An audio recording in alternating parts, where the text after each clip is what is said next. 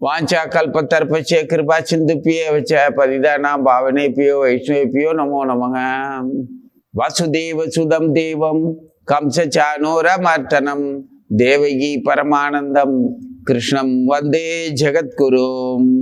गाद्यायिनी महामाये महायोगिनी अधीश्वरी नंदगोप सुदं देवी पदिंदे गुरुदे नमः। ओम नमो भगवते वासुदेवाय। ओम नमो भगवते वासुदेवाय। ओम नमो भगवते वासुदेवाय। ओम अज्ञानतिमिरान्धस्य ज्ञानाञ्जनशलाकया चक्षुरुन्मीलितं येन तस्मै श्री गुरुवे नमः। श्रीमद् रामायणं वाल्मीकि रामायणं अयोध्या कांडम सर्गम 4 कौसल्यै சந்தோஷித்தது। கௌசல்யை ராமனுடைய தாயார், தசரதனுடைய முதல் பட்ட மகிழ்ச்சி. இந்த கௌசல்யை சந்தோஷித்தது அப்படிங்கிறது சர்க்கம் 4. வால்மீகி ராமாயணத்துல ஆரம்பத்துல சொல்லப்பட்டது. ராமாயணம் தொடக்கமே பரதனோட சத்ருகுடன் அவனுடைய மாமன் வீட்டுக்கு, தாய் மாமன் வீட்டுக்கு, தாத்தா வீட்டுக்கு போனதாத்தான் ஆரம்பமாகுது ராமாயணம். அங்க முதல்ல பரதன் நாட்டை விட்டு தன்னுடைய மாமன் வீட்டில் மகிழ்ச்சியா வசிச்சுட்டு இருக்கான். தொலை தூரத்துல கோசல ராஜ்யத்துல அப்பா கூட இல்லை. அவன் சத்ருகனனை அழைச்சிக்கிட்டு, பிரியமான தம்பியை அழைச்சிக்கிட்டு தன்னுடைய தாத்தா வீட்டில் வளர்ந்துக்கிட்டு இருக்கிறாங்க. அப்படிங்கிறதுல தான் ராமாயணத்தினுடைய தொடக்கமே இருக்கு. இந்த தொடக்கத்துல ஆரம்பிக்கிற ராமாயணம் மீண்டும் ராமனோட பரத சத்ருகனர் எல்லாம் சேர்ந்து ஆட்சி செய்யறதுக்கு குறிப்பிட்ட காலங்கள் மாறிடுது. 14 வருஷங்கள் கடந்துருது. அந்த பிரிவு நிச்சயிக்கப்பட்ட பிரிவு. நம்ம கூட வாழ்க்கையில எல்லாருமே வாழ்ந்தோம், எல்லாருமே இருப்பாங்க. தாய் இல்லாம எந்த குழந்தையும் பூமிக்கு வரப்போறதில்ல. அதே மாதிரி தகப்பன் இல்லாம எந்த குழந்தையும் பூமியில இருக்க போறதில்லை. எல்லாருக்கும் தாய் தகப்பன் இருப்பாங்க. தாய் தகப்பன் இருந்தாலே தாயினுடைய சகோதரர்களோ சகோதரிகளோ, தகப்பனுடைய சகோதரர்களோ சகோதரிகளோ, அவர்களுடைய பிள்ளைகளோ அப்படின்னு சுற்றம் இல்லாமல் எந்த ஜீவனும் இங்கே இல்லை.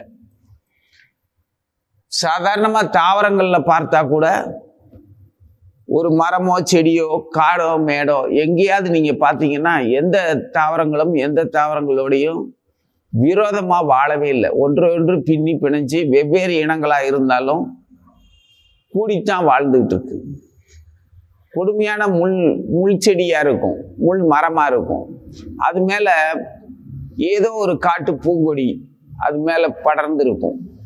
மரத்தையே முழுவதுமே ஆக்கிரமிச்சு மரமே தெரியாத அளவுக்கெல்லாம் அந்த கொடி மூடி மலர்களையும் அந்த தன்னுடைய இதழ்களையும் பரவி வாழ்ந்துட்டு இருக்கும். அதுக்கு அதை தாங்கிட்டு இருக்கக்கூடிய அந்த முள் மரம் அதை ஒண்ணுமே பண்ணாது, குத்தி கிழிக்காது, விரட்டாது, ஒன்றும் பண்ணாது. மரத்துக்கு எப்படி தெரியும்னா, ஏன் காற்றின் உதவியால் அது ஏதாவது பண்ணலாம்ல? பண்ணாது, பத்திரமா தான் இருக்கும். அதே மாதிரி பல்வேறு ஜந்துக்கள், ஒன்றுக்கொன்று விரோதம் பாராட்டக்கூடிய ஜந்துக்கள் கூட அதனதன் பாதையில் அதனதன் இடத்துல தனியாக வாழ்ந்துட்டு இருக்கும். அந்தந்த இடத்துக்குள்ள சேர்ந்து தான் வாழும். சேர்ந்து வாழ்றதுல அதுகளுக்கு பாசம் இருக்குதா, இல்லை இன்பம் துணை இருக்குதா, அந்த மன உணர்வெல்லாம் நமக்கு தெரியாது. ஏன்னா அதுகளுக்கு மனம்ங்கிற ஒன்று இல்லை, நமக்கு மனம்ங்கிற ஒன்று இருக்குது. மனுஷன் அப்படின்னு பேர் வாங்கியிருக்கோம். அந்த மனம்ங்கிற ஒன்று எல்லாத்தையும் உணர்வுகளோட சிந்திக்கிறதுக்கான ஒரு ஆற்றலை தவிர மற்றபடி புலன்களாலேயோ வாழ்வு, உறவு, மரணம் அப்படிங்கிற விஷயத்துல எல்லா ஜீவனை போலதான் சாதாரண மிருத்யுவுக்கு உட்பட்ட, மரணத்துக்கு உட்பட்ட சாதாரண மிருக வாழ்க்கையை தான் வாழ்றோம். பிராணிகள் தான் நம்மளும். சகல கோடி பிராணிகள் இருக்கிற மாதிரி நம்மளும் ஒரு பிராணிகள். இதுல மனம்ங்கிற ஒண்ணு வேலை செய்யறதுனால மனுஷால் அப்படின்னு ஒரு பேர் இருக்கு. மனம் வேலை செய்தோ இல்லையோ அவனுக்கு மனம்ங்கிறது ஒண்ணு உள்ள இருக்கும், அதனால அவன் மனுஷன் அப்படின்றது. மனச தன்னுடைய உடற்தேவைகள்னா புலன்கள்னா இந்திரியங்களோட உதவியால இந்த உடலை வளர்ப்பதற்கும் பாதுகாப்பதற்கும் உடலை அனுபவிப்பதற்கும் இந்த மனசு உதவியினாலதான் இந்த புலன்கள்லாம் வேலை செய்யுது. மனசு சொல்லுது, உனக்கு கை காலெல்லாம் உழையுது, அலுப்பா இருக்குது அப்படின்னு சொல்லி உன்னை உணர வைக்குது. இது ஒரு நாய், எனக்கு உடம்பெல்லாம் சரியில்லை, நான் ரொம்ப அலைஞ்சிட்டேன், வேலை செஞ்சுட்டேன், நான் ஓய்வா இருக்க போறேன் அப்படின்னு மனசால நினைச்சுக்கிட்டு படுக்காது. அது பாட்டுக்கு அலைஞ்சிக்கிட்டே இருக்கும். உறுப்புகள் ஓய்வா தேவைப்படுற நேரத்துக்கு லொடக்குன்னு எங்க வேணாலும் படுத்துக்கும். யாராவது விரட்டுனாங்கன்னா எந்திரிச்சு போய் அங்கிட்டு படுத்துக்கும். இப்போ மனிதர் அடிப்படைகிற மிருகங்கிறதுனால இந்த நாய்க்கு இவ்வளவு தொல்லை. ஆனா மனுஷரை சார்ந்து வாழாத பல உயிர்கள் இருக்கு. அதுங்க இஷ்டப்படி தான் வாழுங்க. அதுகளுக்கு அலுப்போ சலிப்போ எதுவும் வர்றதில்லை, நோய் வர்றதில்லை, ஒன்றும் வர்றதில்லை. வண்டு பூச்சி பறவைகள் எல்லாம் அது இஷ்டத்துக்கு தெரியுங்க. மனுஷனை சார்ந்து தன்னுடைய வயிற்றுப்பாட்டுக்காக மனிதரை அடி பிழைக்கிற அந்த கர்மாவில் இருக்கிற அந்த ஜீவர்கள் தான் மனுஷனை போலயே கஷ்டப்படுது. அதுக்கு மனசு இல்லை. மனுஷனுக்கு மனசு இருக்குது, ஆனால் பிரயோஜனம் இல்லாதபடி இருக்கும். மிருகத்தை போல தான் இவனும் வாழுவான். அந்த மனசை அதுக்குத்தானே பயன்படுத்துகிறான். அப்போது மனசை கையில் இருக்கிற பணத்தை நீ வாழ்க்கைக்கு பயன்படுத்தாம உன்னோட நேர்த்தியான சொந்த பந்தங்களுக்கு பயன்படுத்தாம வெறும் லாகிரி வஸ்துக்கள், அதாவது குடிக்க திங்க தான் அனுபவிக்க அதுக்கு மட்டுமே நீ பயன்படுத்தினேன்னா அந்த பணம் உங்ககிட்ட இருந்தும் இல்லாத ஒரு ஏழை தான் நீ. அதே மாதிரி தான் மனம்ங்கிற ஒன்று இருக்குது, அதை நேர்த்தியாக பயன்படுத்த தெரியலன்னா மனம் இல்லாத மிருகம் தான் நீ. அப்போ சொந்த பந்தங்களோட கூடி வாழ்ற அந்த வாழ்க்கை அது சராசரியா எல்லா ஜீவர்களுக்கும் உள்ள பொதுவான வாழ்க்கை. இதுல மனதை நேர்த்தியாகவும் நமது முன்னோர்கள் இயற்கையா பிரபஞ்ச இயற்கை கடவுளுங்கிற அந்த விஷயத்தோட நமக்கு அறிமுகப்படுத்தக்கூடிய வேதங்கள் படியும் தர்மத்தின் படியும் சகல பிராணிகள்கிட்டையும் உள்ளுரைந்து இருக்கக்கூடிய இறைவனையும் தெரிஞ்சு வாழ அளவுக்கு மனம் தூய்மையானதாகவும் விசாலமானதாகவும் இருக்கக்கூடிய அந்த தெளிவான மனம் உள்ளவன் யாரு? மனிதர்களில் சிறந்தவர்கள், மனிதர்களில் தலைவர்கள். மனிதரை ஆளக்கூடிய அளவுக்கு தன்னை ஆள தெரியாதவன் மனித இனத்தையே ஆள முடியாது. தன்னை ஆள தெரிஞ்சவன் தான் மனித இனத்தையே ஆள முடியும். தன்னை ஆளணும்னா தன்னுடைய மனம் தெரியணும், மனதினுடைய விசாலம் தெரியணும். மனதோட விசாலத்துல என்ன தெரியும்? இந்த பிரபஞ்ச இயற்கையினுடைய பேராற்றல் முழுவதுமே மனம் புரிந்து கொள்ளக்கூடிய அளவுக்கு வசதி உள்ள மனசு அது. இது எல்லாருக்கும் தான் கொடுத்துருக்கு. ஆனா அந்த மனசை எப்படி பயன்படுத்துறோம்? அல்பமா பயன்படுத்துற போது அவன் அல்பமானவனா இருக்கான். அதே விசாலமா பயன்படுத்தும் போது விசாலமானவனா தலைவனா எல்லா இனத்தையும் ஆளக்கூடிய அளவுக்கு அதிகாரம் உள்ள வலிமை அவனுக்கு வந்துருது. அப்போ அந்த கல்வி கேள்வி செல்வம் தலைமை பதவி அப்படிங்கிறதுக்கு அவன் மனதை எந்த அளவுக்கு விஸ்தீர்ணப்படுத்திக்கிறானோ, எந்த விதத்துல விஸ்தீர்ணப்படுத்துறானோ அந்த அளவுக்கு அவன் அந்த உயர்ந்த நிலையிலான வாழ்க்கையை வாழ்றான். அதைத்தான் பெரியவங்க சொன்னாங்க, மனம் போல வாழ்வு அப்படின்னு சொல்லியிருந்தாங்க. இங்கே ராமாயணத்தினுடைய ஆரம்பமே பரத சத்ருகனர் தொலை தூரத்துல இருக்கிறாங்கிறது கதையா சொன்னா அப்படி. ஆனா அதனுடைய கருத்து உள்ளர்த்தமா சொல்ல போனா விதியோட தொடக்கம் அங்கேயே ஆரம்பமாயிருது. இறைவனுடைய திட்டம் 4 வேதங்களும் ஒரே கையில் இருக்கக்கூடிய ஒரே அங்கத்துல இருக்கக்கூடிய 4 கரங்கள் மாதிரி.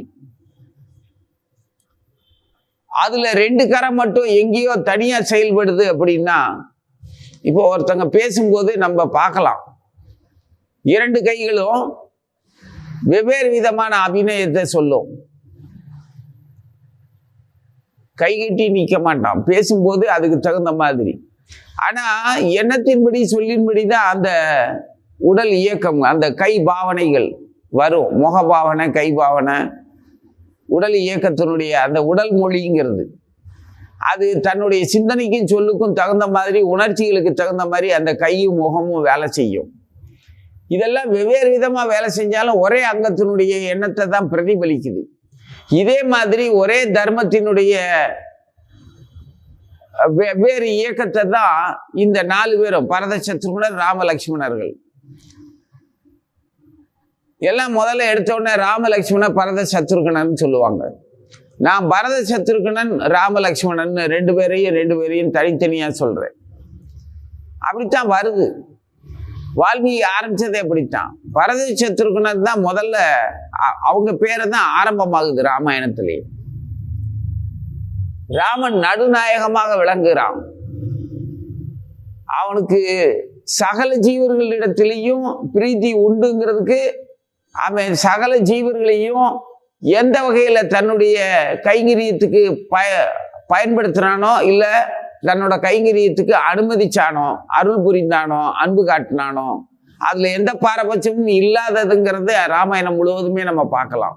அதுல சகலருக்கும் சம உரிமை, தன்னோட கைங்கரியத்துல அவங்களுக்கு விருப்பப்பட்ட, அவங்களால இயன்ற கைங்கரியத்தை பண்ற மாதிரி, அதாவது உதவியை செய்யற மாதிரி. ராமனுடைய எண்ணத்துக்கு, அவனுடைய நோக்கத்துக்கு எல்லாரும் தெரிஞ்சோ தெரியாமலோ ராமன் மேல இருக்க பிரீத்தியினால, அன்பினால இணங்குற மாதிரி தான் எல்லா செயலும் இருக்கும். அதை அவர் பகவான் ஏற்றுக்கொண்ட மாதிரி தான் இருக்கும். ஏற்றுக்கொள்கிறார். ராமாயணத்தை பல்லாயிரம் பேர் பல கோடி காலமா படிச்சுக்கிட்டு இருக்கிறாங்க, சொல்லிக்கிட்டு இருக்கிறாங்க, வழி வழியா வந்துகிட்டு இருக்கு. ஒவ்வொருத்தரும் ஒவ்வொரு கருத்துல சொல்லுவாங்க. அது உயர்வு தாழ்வுன்னெல்லாம் ஒண்ணுமே கிடையாது. சிறப்பா ராமாயணத்தை ரொம்ப இலக்கிய நயத்தோடையும், சொல் நயம், இன்னிசை எல்லாம் கலந்து சொல்றவங்களும் இருக்காங்க, கருத்தா சொல்றவங்க இருக்காங்க.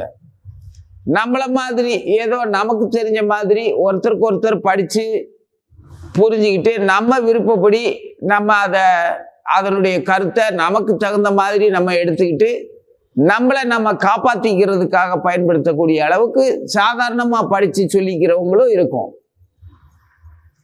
ஆக உத்தமமா படிச்சவனுக்கு தான் ராமனுடைய அருள் நல்லா இல்லை. இலக்கிய நயம் இல்லாமலும், பாண்டித்யம் இல்லாமலும், சொல்நயம் இல்லாமலும், இன்னிசை இல்லாமலும் ராமாயணம் சொல்லப்படுது, கேட்கப்படுது. அவன் உணர்வுப்படி அந்த ஒரு சம உரிமை வேற எந்த இலக்கியத்திலும் இல்லை, ராமாயணத்துல தான் இருக்கு. மற்ற இலக்கியங்கள்லாம் படிக்கிறதுக்கு, இதிகாசங்கள் புராணங்கள் படிக்கிறதுக்கு, உபனிஷத்துக்கள் வேதங்கள்லாம் படிக்கிறதுக்கு ஒரு தகுதியும் ஒரு தகுந்த இடமும் அதுக்கான புனிதமான கால நேரமும் மங்களமான கால நேரமும் எல்லாமே தேவைப்படும். ஆனா ராமாயணம் படிக்கிறதுக்கு அப்படி இல்லை. எங்க நீ படிக்கிறியோ அந்த இடம் புனித ஸ்தலம் ஆயிரும். எங்க நீ கேட்கிறியோ அப்போ உன்னுடைய உடலும் குணமும் புனிதமாயிரும். எங்க நீ அதை சொல்றியோ, அந்த புத்தகத்தை கையில் எடுத்து எங்க நீயா சொல்லிக்கிறியோ அப்பவே நீ அந்த இடத்துல தூய்மையானவன் ஆயிரு. உன்னோட மொத்த ஜென்மத்திலையும் இருக்கக்கூடிய இருளும் வினைகளும் உடனே அகன்றும். இதெல்லாம் மாயம் இல்லை, மந்திரம் இல்லை. சும்மா குருட்டாம்போக்குல ஏதோ மந்திரத்துல மாங்காய் காய்க்குதுங்கிற மாதிரி தந்திரம் எல்லாம் கிடையாது. இதை படிச்சு பார்த்தா தான் தெரியும். இதுல எந்த தந்திரமும் இல்லை, எந்த மந்திரமும் இல்லை. இது மொத்தமே மனிதனுக்கும் இறைவனுக்கும் பொதுவான மனம் சம்பந்தப்பட்டது அப்படிங்கிறது நல்லா தெரியும். மனிதனுக்கும் இறைவனுக்கும் பொதுவான மனம். பகவான் பகவத்கீதையில சொல்லி இருக்கிற இந்திரியங்களில் நான் மனமாக இருக்கிறேன்னு சொன்ன அந்த மனம், அந்த மனம்ங்கிறது உள்ளம், உள்ளம்ங்கிறது எண்ணம், எண்ணம்ங்கிறது அறிவு, அறிவு அப்படிங்கிறதுக்கு இதுக்கு என்ன வேணாலும் விளக்கம் சொல்லலாம். உடல்ல மனம்ங்கிற ஒரு உறுப்பு இல்லவே இல்லை. மூளை இருக்குது, இதயம் இருக்குதுன்னு சொல்றோம், இதயபூர்வமாக அப்படின்னு சொல்றோம், அறிவுபூர்வமாகன்னு சொல்றோம், உணர்வு பூர்வமாகன்னு சொல்றோம், மனப்பூர்வமாகன்னு சொல்றோம். இது எல்லாத்துக்கும் அர்த்தமான அந்த ஒரு உறுப்பு, அந்த பொருள், அந்த கருத்து உடல்ல எந்த இடத்துல இருக்குன்னா உங்க வைத்தியர்களால யாராலையும் கண்டுபிடிக்க முடியாது. அப்படி ஒரு உறுப்பு இருக்கா உள்ள தெரியாது. உடல் முழுவதும் பரவி இருக்கிறது எதுவோ அது ஆத்மான்னு சொல்றோம். அந்த ஆத்மாக்குள்ள மனம்ங்கிறது இருக்கு. ஆத்மாவையும் கண்ணால பார்க்க முடியாது, மனசையும் பார்க்க முடியாது. ஆன்மாதான் மனமா, மனம்தான் ஆன்மாவா? உண்மைதான், மனம்தான் ஆன்மா, ஆன்மாதான் மனம். மனதின்படிதான் ஆன்மா வெவ்வேறு உடல்களுக்குள்ள பயணிக்க போகுது. மனதின்படிதான் ஆன்மா துஷ்ட காரியங்களையும் நஷ்ட காரியங்களையும் இஷ்ட காரியங்களையும் செஞ்சுக்கிட்டே இருக்குது. மனம் இல்லைன்னா இந்த செயல்கள்லாம் நிகழ்றதுக்கு வாய்ப்பே இல்லை. அப்போ சூக்குமமான இன்னொரு இறைவனே மனம்தான். உனக்குள்ள இருக்கிற மனம்தான் உன்னுடைய பரமாத்மா. பரமாத்மா தான் உன்னுடைய மனமாகவும் இருக்கிறார், சாட்சியாக இருக்கிறார். அதனால நாம என்ன பேசினாலும் என்ன நினைச்சாலும் அவர் அனுமதியோ அவருடைய பார்வையோ இல்லாம நம்மளால பேசவும் முடியாது, நினைக்கவும் முடியாது, வாழவும் முடியாது, சாகவும் முடியாது. அப்போ அந்த மனம் சந்தோஷப்படணும். அந்த மனம் ஒவ்வொரு உணர்வையும் ஒவ்வொரு நிகழ்ச்சியவும் ஒவ்வொரு சொந்தத்தையும் தன்னோட உடன் வசிப்பவர்களையும் எல்லாரையும் புரிஞ்சுக்கணும், தெரிஞ்சுக்கணும் அப்படிங்கிற அந்த ரகசியத்தை ராமாயணம் சொல்லி கொடுத்த உடனே அவனுக்கு விரோதிகளை கையாளுறதும், உறவினர்களை, உற்றவர்களை, பந்துக்களை கையாளுறதும், சத்துருக்களை கையாளுறதும் எல்லாமே நல்லாவே தெரிஞ்சிடும். அப்படி ஒரு அறிவும் திறமையும் அவனுக்கு வந்துருச்சு அப்படின்னாலே அவன் இறைவனை தெரிஞ்சுக்குவான், தன்னையும் தெரிஞ்சுக்குவான். தனக்கும் இறைவனுக்குமான அந்த உறவா இருக்கக்கூடிய அந்த மனம்ங்கிற அந்த உணர்வு, அந்த பரிபூர்ணமான அந்த நிலையை அவன் புரிஞ்சே ஆகணும். இதுல தந்திரம் என்ன இருக்கு, மந்திரம் என்ன இருக்கு? அறிவின் வளர்ச்சி, மனதின் வளர்ச்சி, விசாலமான பார்வை, தூய்மையான எண்ணம். எல்லா ஜீவர்களுக்குள்ளேயும் தன்னுடைய உணர்வுகளை போலவே தனக்கு பசிக்கிற மாதிரி அவனுக்கு பசிக்கும், தனக்கு கோபம் வர்ற மாதிரி அவனுக்கு வரும், தனக்கு இருக்கிற மாதிரி அவனுக்கு ரோசம் வரும். என்ன அவன் கல்வி செல்வம் எதுவுமே இல்லாம உழைப்பாளியா எங்கேயோ ஒரு மூலையில காட்டுல அவனுக்கு கிழங்கு தோண்டி அதை விற்று அதுல வயிறு வளர்த்து வாழ்ந்துகிட்டு இருக்கிற சாதாரண உடுத்தி கூட தன்னை அழகுபடுத்திக்க கூட தெரியாத அப்பாவியா இருக்கிறான். ஆனா அவனுக்கு மான, ரோசம், கோபம், பாசம், காதல், காமம், வீரம், தைரியம், பயம் எல்லாமே அவனுக்கும் இருக்கும் அப்படின்னு ஒரு தலைவனால புரிஞ்சுக்க முடிஞ்சதுன்னா, அவனை தனக்கு சமமா நடத்துக்க முடிஞ்சதுன்னா, அவன் இறைவனையும் தன்னையும் புரிஞ்சுக்கிட்ட, மனம்ங்கிற ஒன்றை புரிஞ்சுக்கிட்ட ஒரு தூய்மையான வலிமையான தலைவன். புரியுதா? எங்கோ ஒருத்தன் நீ கோட்டு சூட்டு போட்டிருக்க, குளிர்பதன ஊட்டப்பட்ட ஒரு வாகனத்துல மோட்டார் வண்டியில வர்ற, வந்து இறங்கின உடனே அவன் உன்னை பார்த்து வணங்குறான், முதலாளின்னு, எஜமானன்னு. ஏன்?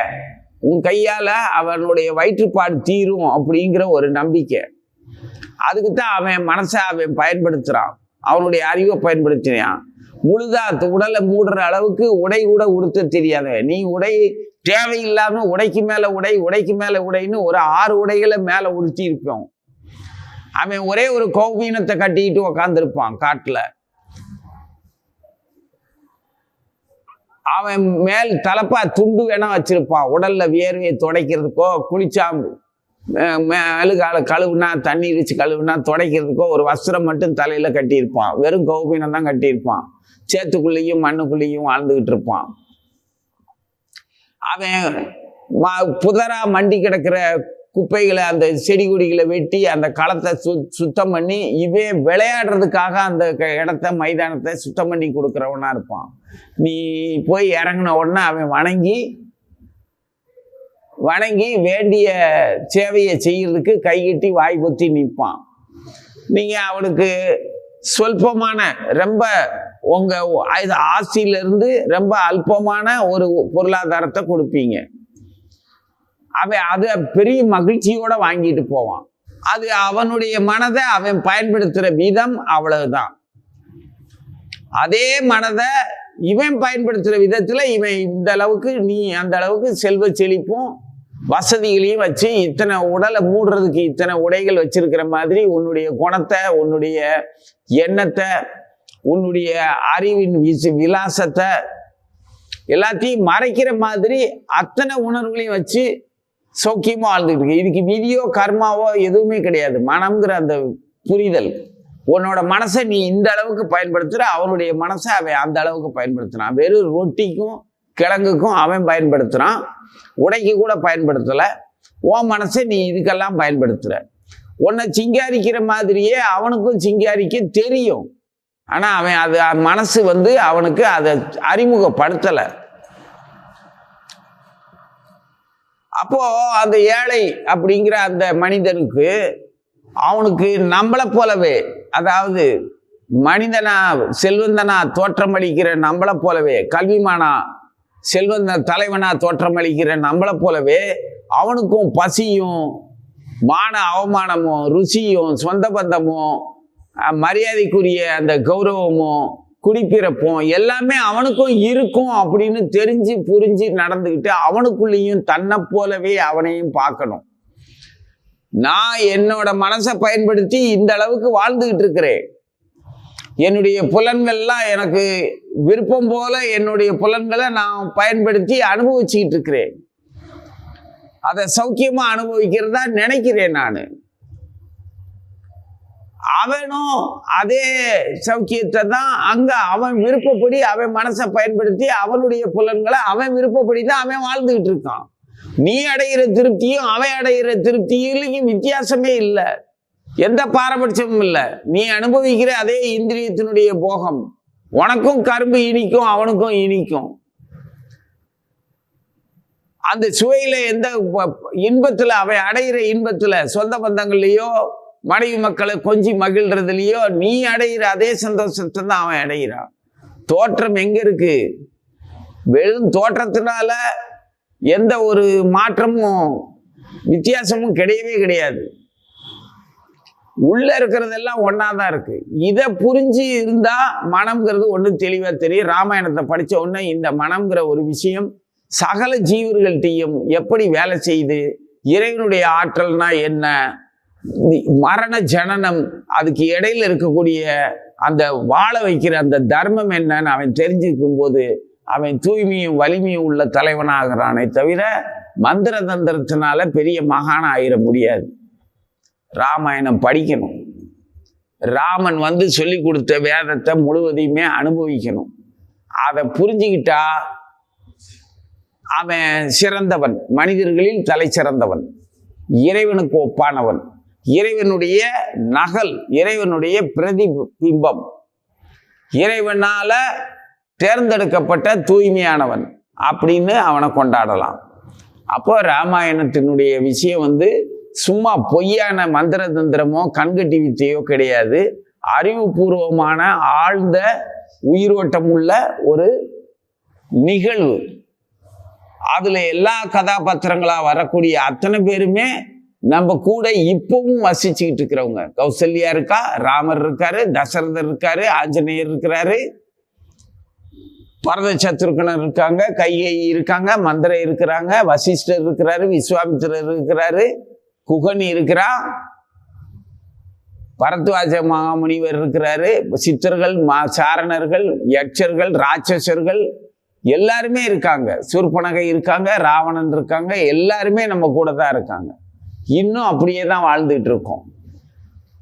உனக்குள்ள உன்னுடைய வில்லாளி ராமன் இருந்தான்னா ஆத்மராமா, ஆனந்த ராமா, அவன் உனக்குள்ள இருந்தான்னா நீ உன்னுடைய வாழ்க்கையும் உனக்கு ராமாயணம் தான். இதுதான் மகிழ்ச்சியான ஒரு ராமாயணம். அதுல இப்ப நம்ம பார்க்க போறது கௌசல்யை சந்தோஷப்பட்டது. மகாராஜா தசரதர் தன்னுடைய புத்திரனுக்கு முதல்ல பரத சத்ருகனை நினைக்கிறாங்க. ராமனுக்கு பட்டாபிஷேகம் செய்து விட்டு அப்பா சௌக்கியமா இருக்கலாமேன்னு அவங்களுடைய எண்ணம் தான் ஆரம்பமாகுது. அதே எண்ணத்தின்படி தசரதர் இங்கே அவங்க நினைச்சபடியே இவரும் இங்க ராமனுக்கு பட்டாபிஷேகம் சுற்றிடுவோமே அப்படின்னு இவரும் நினைக்கிறாரு. நினைச்ச உடனே மந்திரிகளை கூப்பிட்டு கேட்கிறாரு, தன்னுடைய ஆசையை தெரிவிக்கிறாரு, எல்லா மக்களையும் கூப்பிட்டு அபிப்பிராயம் கேட்கிறாரு. எல்லா மக்களும் ராமனே வரட்டும் அப்படின்னு ஆனந்தப்படுறாங்க. அவங்கவுங்க குலதெய்வத்தை போய் கும்பிடுறாங்க. இந்த பட்டாபிஷேக காரியம் ராமனுக்கு தங்குதடை இல்லாம நடந்துடணுமே அப்படிங்கிற ஒரு ஆசையில மக்கள் எல்லாருமே அவங்க தெய்வங்களை வணங்குறாங்க.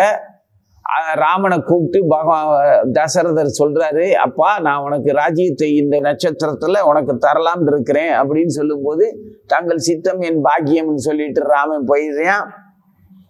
போனதுக்கு அப்புறம் மறுபடியும் நகரத்து ஜனங்கள் வீட்டிற்கு போன பிறகு அரசன் நன்றாக ஆலோசித்து செந்தாமரை இதழ்களைப் போல் சிவந்து நீண்ட அழகிய கண்கள் உள்ள தமது குழந்தை ராமனுக்கு புஷ்ய நட்சத்திரத்தில் நாளைய தினத்தில் யுவராஜ பட்டாபிஷேகம் செய்து விடுவேன் என்று முடிவு செய்தார். பின்பு அங்கிருந்து உள்ளே போய், சுமந்தரரே, ராமனை மறுபடியும் இங்கே அழைத்து வாரும் என்று கட்டளையிட்டார். அப்படியே சுமந்தரர் ராமனுடைய அரண்மனைக்கு போனார். அங்குள்ள காவல்காரர்கள் அவருடைய வரவை ராமனுக்கு தெரிவிக்க, இதென்ன, உத்தேசித்த காரியத்திற்கு ஏதாவது இடையூறு நேர்ந்ததோ என்று அவருக்கு சந்தேகம் உண்டாயிற்று. ராமனுக்கு சுமந்தரர் உள்ளே வருவித்து, நீர் மறுபடியும் வந்த காரணம் என்ன, நன்றாக சொல்லும் என்றார். சுமந்தரர், ராமா, உமது பிதா உம்மை மறுபடியும் பார்க்க விரும்பி அழைத்து வர சொன்னார். அதை தெரிவித்தேன். அங்கே போவதும் போகாமல் இருப்பதும் தங்கள் இஷ்டம் என்றார். சாரதியின் வார்த்தையை கேட்ட ராமன் வெகு பரபரப்புடன் வேகமாக அரண்மனைக்கு போனார். ராமனுடைய வரவை காவற்காரர்கள் தசரருக்கு தெரிவிக்க, தன் குழந்தை இடத்தில் சிறந்த பிரியமான வார்த்தையை சொல்ல விரும்பி உள்ளே அழைத்து வர சொன்னார். ராமன் அங்கே போய் அரசன் இருக்கும் இடத்திற்கு தூரத்திலேயே அவரை நோக்கி கைகூப்பி வெகு வணக்கத்துடன் நமஸ்கரித்தார். தசரதர் புத்திரனை வாரி அணைத்து அழகான ஆசனத்தில் உட்கார சொல்லி, ஏய் ராமா, நான் அறிவிலும் வயசிலும் மிகவும் முதிர்ந்தவன். பலவித போகங்களை வேண்டிய வரையில் அனுபவித்து விட்டேன். பல யாகங்களை பல முறை விதிப்படி தட்சணை, பூரி, போஜனம் முதலியவைகளுடன் செய்தேன். வேண்டிய வஸ்துக்களை இஷ்டப்படி பிறருக்கு கொடுத்தேன். வேதங்களை அத்தியாயனம் செய்தேன். சூரர்களுக்கு கிடைக்கக்கூடிய பலவித ஆனந்தங்கள் என்னால் இஷ்டப்படி அனுபவிக்கப்பட்டன. யாக யஜ்யங்களை செய்ததால் தேவர்களுடைய கடனையும், வேத அத்தியானத்தால் ரிஷிகளுடைய கடனையும், புத்திரர்களை பெற்றதால் பித்ருக்களுடைய கடனையும், தானத்தால் பிராமணர்களுடைய கடனையும், சுகங்களை அனுபவிப்பதால் ஆத்மாவின் கடனையும் தீர்த்தேன். ஒரு மனிதனுடைய முழுமையான வாழ்க்கை தசரதனுடைய வாழ்க்கையில தெரியுதா? நீ எனக்கு தகுந்த புத்திரன், உலகத்தில் நிகரில்லாதவன். இப்பொழுது இந்த ராஜ்யத்தை உன்னிடத்தில் ஒப்புவித்ததை தவிர நான் செய்ய வேண்டிய காரியம் வேறொன்றும் இல்லை. ஆகையால் நான் சொல்வதை தவறாமல் கேட்க வேண்டும். நமது தேசத்து ஜனங்கள் அனைவரும் இப்பொழுதே நீ அரசனாக வேண்டும் என்று விரும்புகின்றார்கள். மேலும் இனி வரும் கெடுதியை காட்டும் கெட்ட சொப்பனங்கள் எனக்கு நேருகின்றன. இடியுடன் குறை கொள்ளி கட்டைகள் முதலியவை ஆகாசத்திலிருந்து விழுகின்றன. என் நட்சத்திரத்தை சூரியன், அங்ககாரன், ராகு முதலிய குரூர கிரகங்கள் பீடித்து கொண்டிருப்பதாக ஜோதிஷம் அறிந்தவர்கள் சொல்லுகின்றார்கள். இவைகளை யோசித்தால் அரசனுக்கு மரணமாவது அதற்கு சமமான ஆபத்தாவது நேரும் என்று தோன்றுகிறது. ஜனங்களுடைய புத்தி எப்பொழுதும் ஒரே விதமாய் இராது. என் புத்தி மாறுவதற்கு முன் உனக்கு அபிஷேகம் செய்விக்கின்றேன். இப்படி செய்ய வேண்டும் என்று எனக்கு இப்பொழுது தோன்றுகிறது. சந்திரன் இன்று புனர்வசுவில் இருப்பதாயும் பூஷ்யத்திற்கு நாளை போவதாயும் அபிஷேகத்திற்கு அதே தகுந்த சமயம் என்றும் நிபுணர்கள் சொல்லுகின்றார்கள். உத்தேசித்த காரியத்தை நாளைக்கே முடிக்க வேண்டும். ஆகையால் இன்று ராத்திரி நீயும் சீதையும் தரையில் படுத்துக்கொண்டு உபவாசம் இருக்க வேண்டும். இவ்விதமான காரியங்களுக்கு பல வகை இடையூறுகள் நேரும்.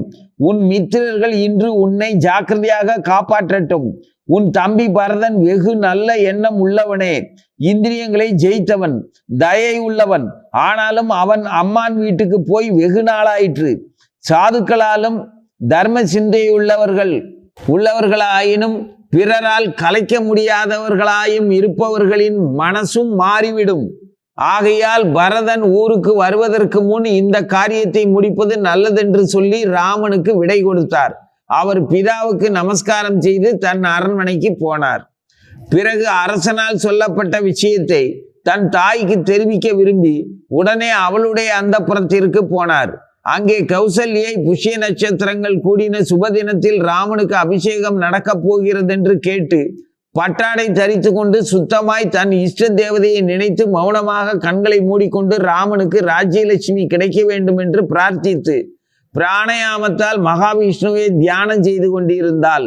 சுமித்திரையும் லக்ஷ்மணனும் சீதையும் கூட இருந்தார்கள்.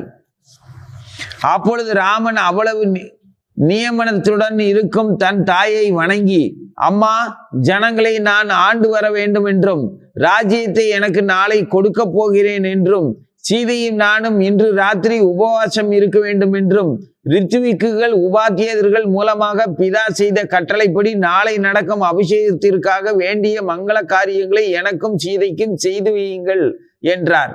அப்பொழுது கௌசல்யை வெகு காலமாய் எதிர்பார்த்திருந்த அந்த வார்த்தையை கேட்டு, குழந்தாய் ராமா, சிரஞ்சீவியாக இரு, உன் எதிரிகள் நாசமடையட்டும், நீ ராஜ்யத்தை அடைந்து என் பந்துக்களையும் சுமந்திரையின் பந்துக்களையும் சந்தோஷப்படுத்து.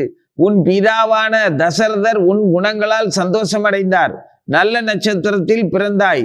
வெகு காலமாய் மகாவிஷ்ணுவை குறித்து நான் செய்து வரும் விரதம் முதலிய தபஸ்வே உனக்கு இஸ்வாகு ராஜ்யம் கிடைக்க செய்தது. வெகு சந்தோஷம் அடைந்தேன் என்றாள்.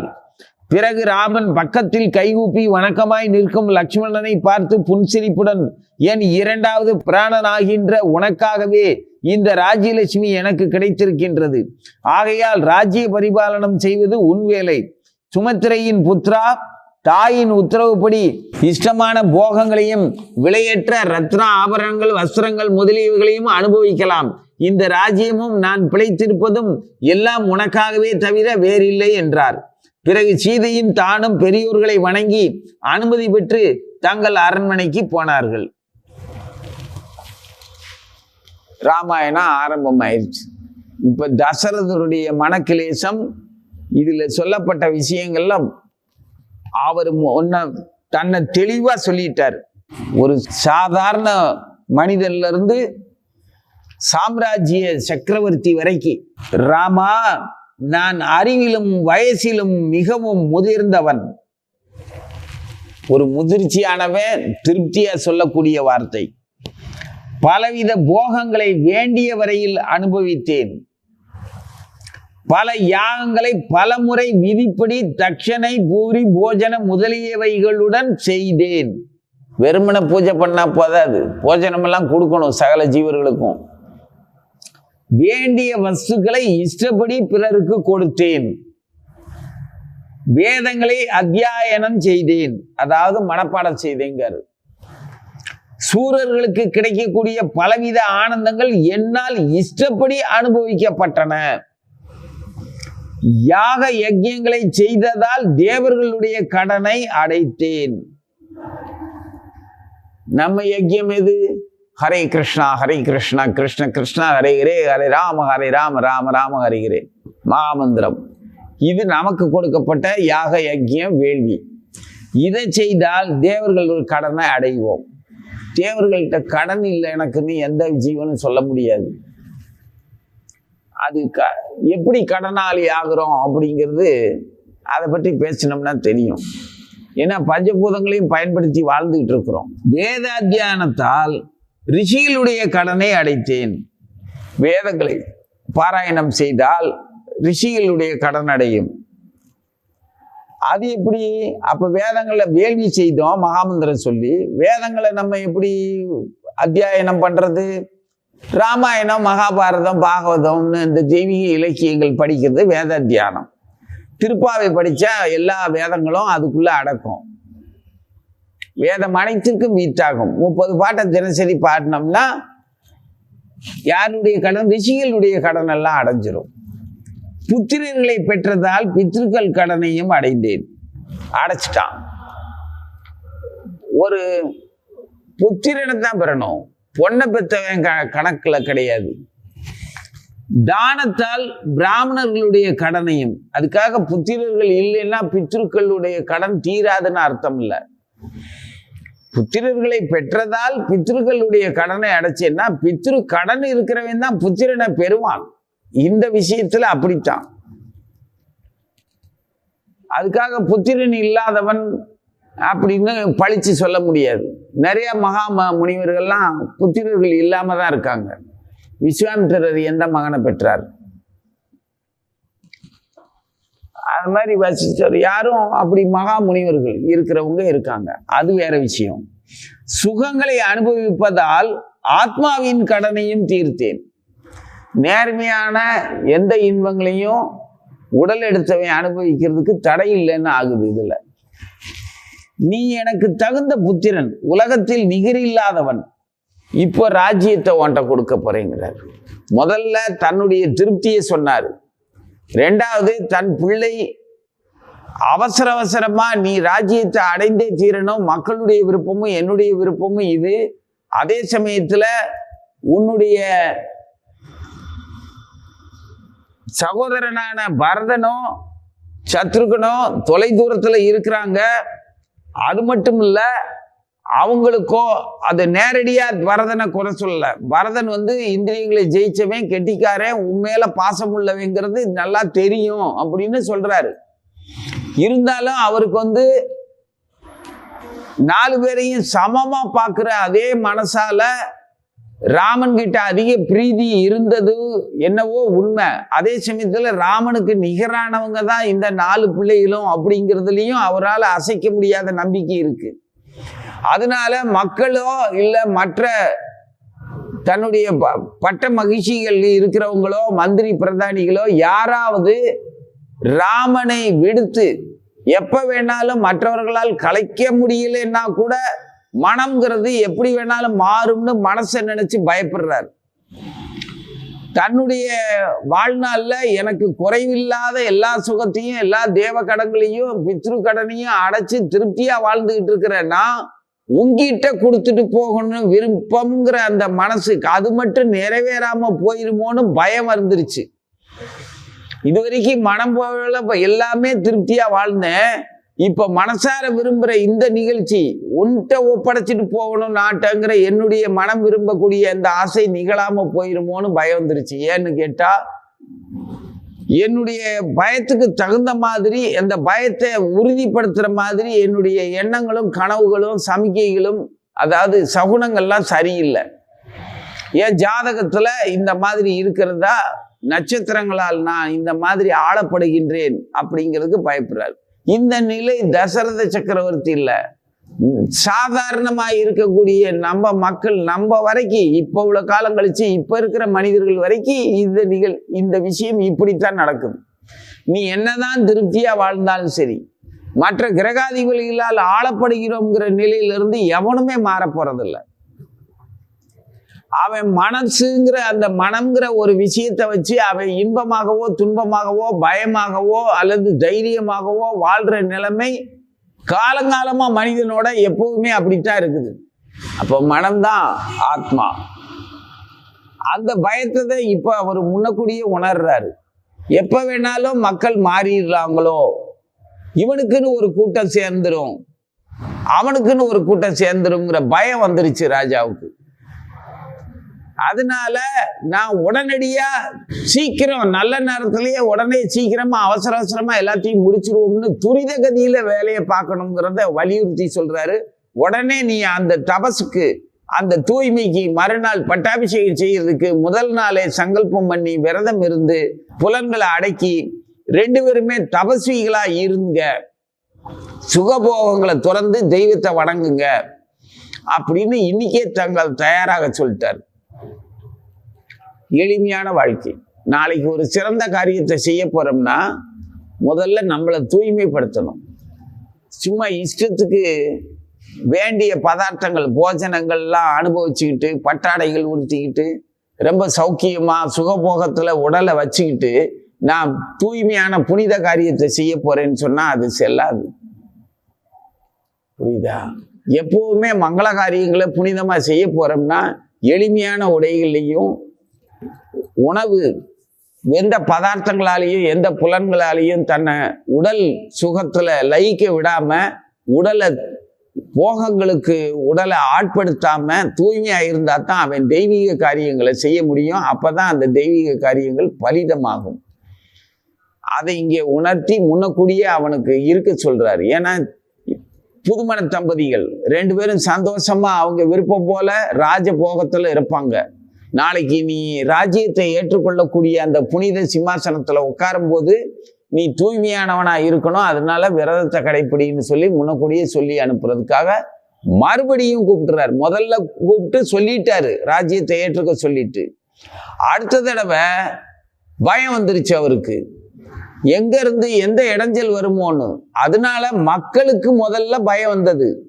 ராமனுக்கு இந்த ராஜ்யம் கிடைக்கணும் அப்படின்னு அவரவர் குலதெய்வத்தை வணங்கத்தான் போயிட்டாங்கன்னு முன்ன அத்தியாயத்திலேயே சொல்லிட்டாரு வால்மீகி. இப்ப தசரதனுக்கு அந்த பயம், மக்களுக்கு வந்த பயம் தசரதனுக்கு வந்துருச்சு. அதனால நாளைக்கே சூட்டிடுவோம்னு உடனடியா முடிவு பண்றாங்க. காலையில யோசிச்சாங்க, மத்தியானம் பேசி முடிவு எடுத்தாங்க, சாயந்தரம் பையனை கூப்பிட்டு சொல்லியாச்சு, திரும்ப உடனே கூப்பிட்டு நாளைக்கே உனக்கு பட்டாபிஷேகம்னு துரித கதியில ஒரே நாள்ல முடிவாயிருச்சு. நம்ம ராமாயணம் படிக்கணும்னு நினைச்ச இந்த நிகழ்ச்சி எப்படி நமக்கு உடனடியாக ராமன் ஆணையிட்டு உடனே ஆரம்பிச்சோமோ அதே மாதிரி, எப்படி திடீர்னு எனக்கு குரு கிடைச்சாரோ அதே மாதிரி, எப்படி எனக்கு பிரியமா ராமாயணத்தை படிக்கிறதுக்கு தூண்டுகோலாகவும் உதவியாகவும் நீ கிடைச்சியோ அதே மாதிரி ராமனுடைய பட்டாபிஷேகம் உடனடியா எங்கப்பா பட்டாபிஷேகம், வனத்துக்கு போறதுக்கு தாயா அபிஷேகம், உடனே துரித கதியில ராமன் நிகழ்ச்சிகளை நடத்துறதுக்கு ஆரம்பிச்சிட்டாரு. ஏன்னா ராவணனுடைய அட்டகாசம் பெருகிட்டு போகுது. அயோக்கியர்களுடைய அட்டகாசம் பெருகும் போது வேக வேகமா ராமனுக்கு மங்களாசாசனம் நடந்து உடனடியாக ராமன் அசுரர்களை தீமையை அழிக்க புறப்பட போகின்றான். வெற்றி நமதே. ஸ்ரீராம் ஜெய ராம் ஜெய ஜெய ராம், ஓம் ஸ்ரீராம் ஜெய ராம் ஜெய ஜெய ராம், ஓம் ஸ்ரீராம் ஜெய ராம் ஜெய ஜெய ராம், ஓம் ஸ்ரீராம் ஜெய ராம் ஜெய ஜெய ராம்.